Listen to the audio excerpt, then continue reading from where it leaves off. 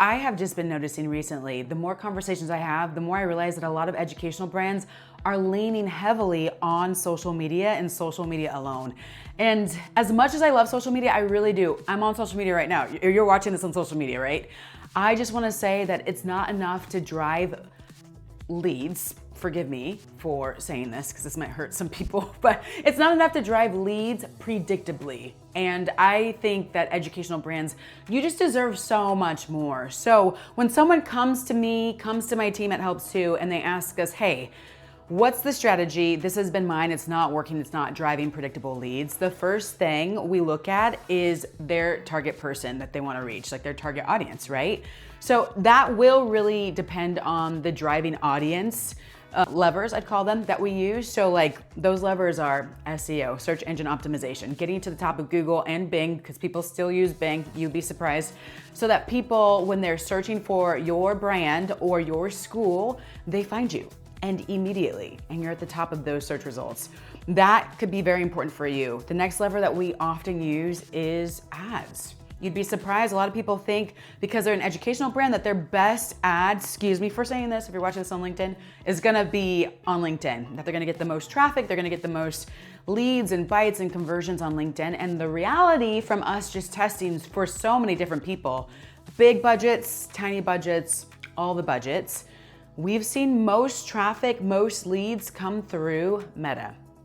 It's just a lot more grandiose when it comes to targeting and reaching people. Now, I'm not saying that Meta is perfect for your brand. You would definitely have to talk to me so that we could hone that in, because it might not be, right? So, but it very well, from what we've seen, could be, and it might not even be on your radar, right? And then the third thing, a lot of people do not even think about this, but I call it, some people call it cold email outreach. What I call it is automated email lead generation, because it does generate a lot of leads. And we've actually used that here at our own company. It Helps To.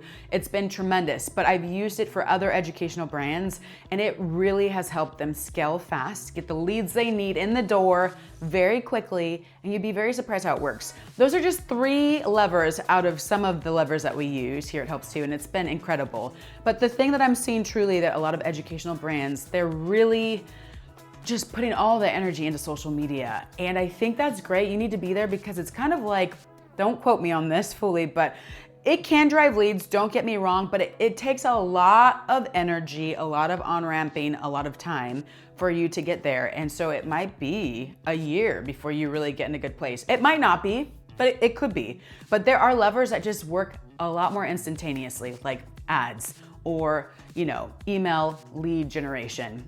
Those things just always work really fast versus waiting for your social media strategy to really bring in the leads that you need. So don't stop social media, because I think people need the touches, right? They need multiple touches when they see you on the internet. So they maybe got an email, they're gonna go to your website, they're gonna see if you're active on Instagram, active on LinkedIn. That's really, really important. But don't let that drive your strategy. Don't let that be your engine to where you're driving predictable leads, which lead to predictable revenue. You need that. So I'm gonna end this right here. If you have any questions, feel free to get in touch with me. You know where I'm at. If you're watching on LinkedIn profile, if you're watching on another social network, look in the description of this video. And I'll be back with some more insights and tips and just what I've seen in the industry lately.